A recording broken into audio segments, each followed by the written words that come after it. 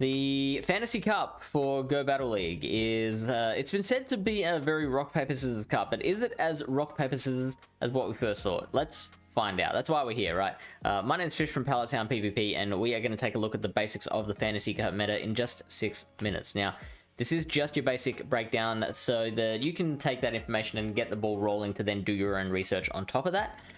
If you want a complete breakdown of the meta, we live stream a chat. This is myself and GBL leaderboard battler Lyle Jeffs. We live stream these chats every time a restricted meta comes in. If you want to check out the video for this week's meta, then you can check the link in the description, or you can click here.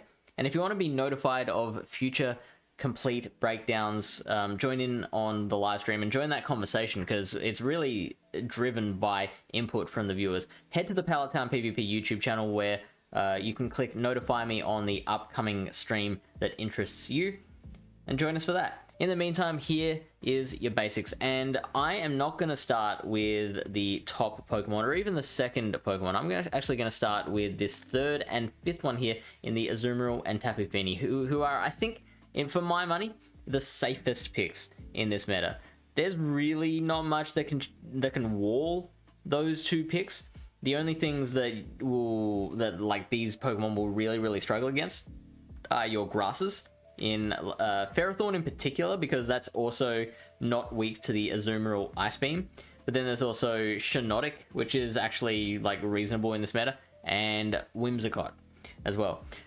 They have different play. It is certainly not out of the question to run both, but Tapu Fini obviously applies a lot more consistent fast move pressure, and then there might be a bit of like a baiting game with the Surfs and Moonblast against other dragons, for example, whereas Azumarill is just kind of, it just grinds you, just keeps on absorbing hits, then throwing out those Ice Beams and play roughs consistently, so they play differently. Now, there is one more thing that can wall, not necessarily wall, well, no, I'll say wall, in the case of Azumarill anyway, and that is the Registeel. So now we are going to get to the Registeel. Registeel is, I like Registeel because it is the only, like, really bulky steel type around. So let's take a look at the other steel types. We've got, G-Fisk is absolutely a bulky steel type, but then you've got Lucario, Escavalier, Excadrill.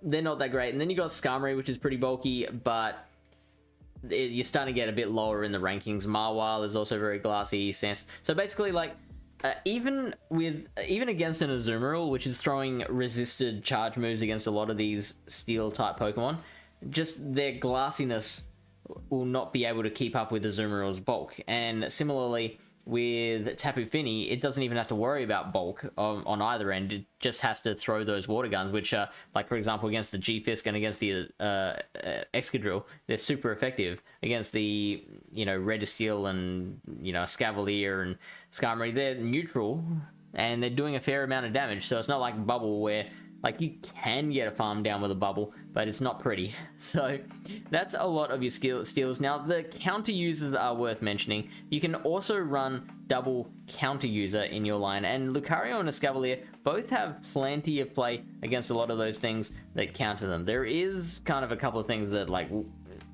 you couldn't really say that for, which I will get to in a second. In fact, let's go there now. I think we've got, we have talked about Marwile, which is the other, I think we've talked about Marwile, which is the other viable fairy type in my mind. I don't think there's anything else to worry about when it comes to fairies, and Marwile is typically your steel counter, which is very interesting for a fairy type.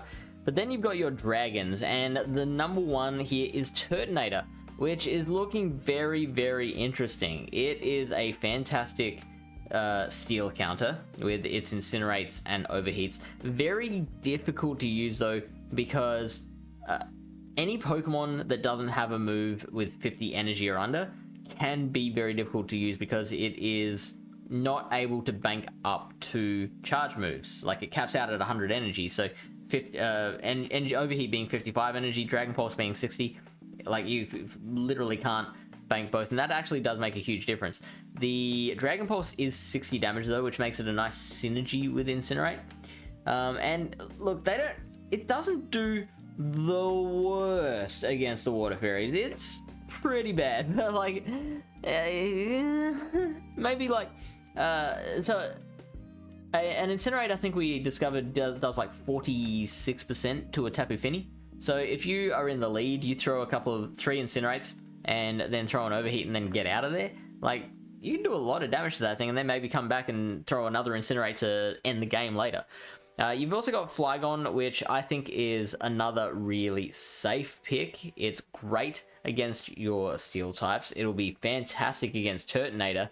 And with that Dragon Claw, it's also generally doing quite well against a lot of the other dragons. Now, the Dragon Breath users are a bit different there, because they can generally like shield and farm down the Flygon. But any dragon that isn't running, like the Gabite there that's running Mudshot, like it'll do really well against that. And like again, like Turtonator, it does decently against those water fairies as well. Like a couple of Scorching Sands can really make the difference, can flip things over. So that is the Fantasy Cup. Let us know what you think. Make sure, look, if you throw a comment in the comment section, that will help the video get shared to more people on their kind of browsing page. So help us out that way, and may the leads be in your favor.